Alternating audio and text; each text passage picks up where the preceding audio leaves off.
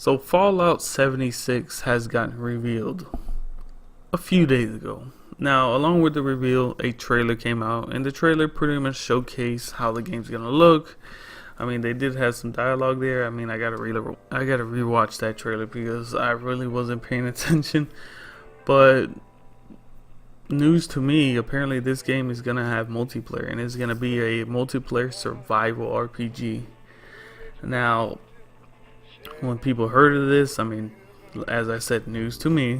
When other people heard of this, they immediately thought it was gonna be like Rust, and Rust is made by Bethesda, and I'm pretty sure it's not gonna be like Rust, because if you played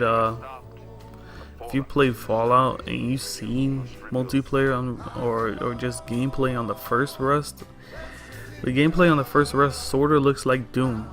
So I'm guessing this new Rust, and judging by the trailer and everything, is gonna be like Doom with vehicles and an open world. That's how Rust, I feel like, is gonna be, which is not a bad thing. I believe Rust 2 is gonna be a great game, even though the first one was mediocre. Now, back to Fallout. I really want this game to be good, and I'm really interested in multiplayer, because Fallout having multiplayer, that's crazy. I would never think of that, or never think that that would ever happen.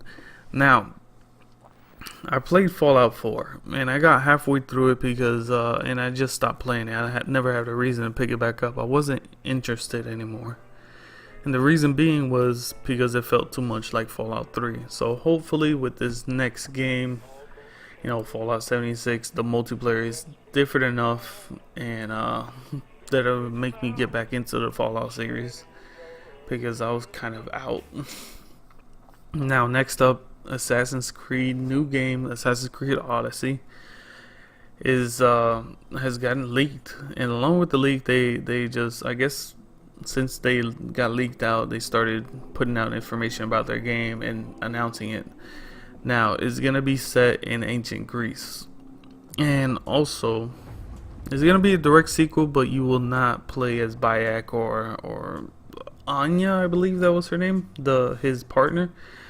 You will not play as those two, but you will have the option to choose a male or female, sort of how Assassin's Creed Syndicate.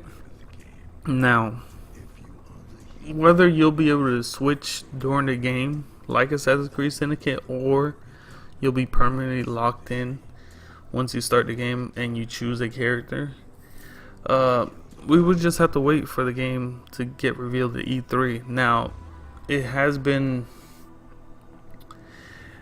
announced that it's gonna be released before the end of Ubisoft's financial year of 2019, and the end of that year would be March 31st. I can see them coming out at the beginning of the year. I mean, a lot of developers are starting to see that there's strong sales at the beginning of the year, and that's pretty good, because now they get to spread out their games and not really come out all at once at the end of the year.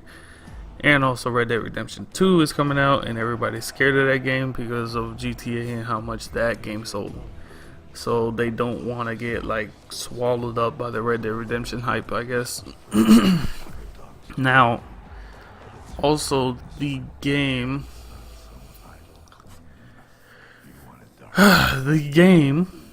will have dialogue options for the first time in the series. Now, dialogue option for Assassin's Creed, it makes sense. It's a long enough game. I mean, every Assassin's Creed takes you probably around 40 to 50 hours to finish, so I can see dialogue options being a pretty good thing for this series. I'm surprised that it took them this long to put that in, but I guarantee it's a lot of work, especially, you know, having different type of dialogue, so different type of scenarios will play out.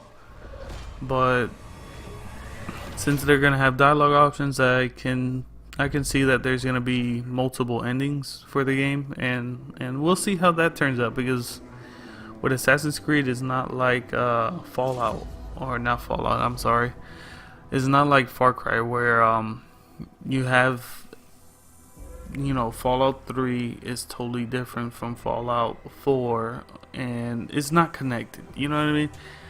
And with Assassin's Creed, they're all connected. So then, by the time the next Assassin's Creed would come out, they would be like, "Oh, such and such ending was their actual ending." And then, for me, that kind of defeats the purpose of having multiple endings, because with, like, for instance, Mass Effect was perfect with multiple endings because it would follow up it would follow up to the sequel, and the sequel will play off all your decisions from the previous game. Which why multiple endings and multiple dialogue options were so great for Mass Effect. So hopefully, if they actually follow through with this, hopefully they commit towards it being in their series and in future sequels and all that. That still remains to be seen. We'll just see how things play out with this. And last but not least, definitely not least, is Fortnite. The biggest game right now is apparently going to Nintendo Switch. Rumored.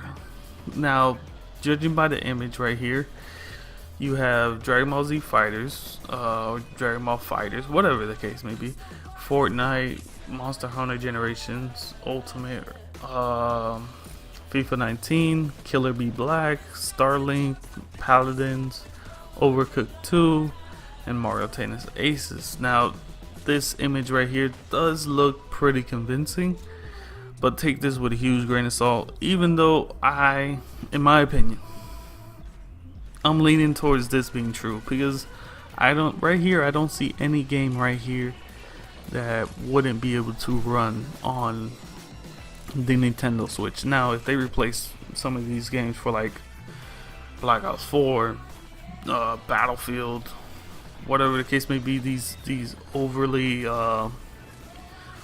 demanding games, or imagine PUBG on there. I mean, it's having a hell of a time trying to run on the Xbox One, so just imagine on the Switch.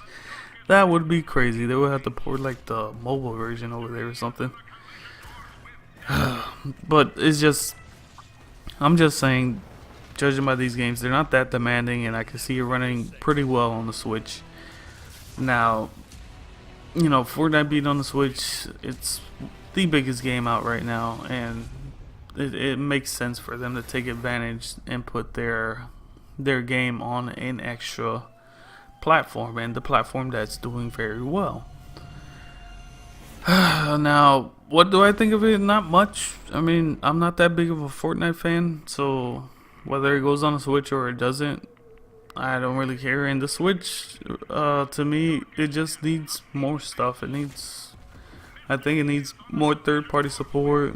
It needs more first-party games. I mean, they have a good amount, but after I played Mario and Zelda, I didn't have an interest for Splatoon or Donkey Kong. It's just a port. Mario Kart, another port. Now we'll see when Smash Bros comes out. But if it's sort of the same, which I fear it's gonna be, I don't know about the Switch, man. I mean, it was great at the beginning, but then now after a little while, it's kind of like, my little dust collector. Well, anyways, let me know in the comments down below what you guys think about all this. Yeah, Fortnite on Switch. Anyways, leave a like button and subscribe, and I'll see you guys later. Peace.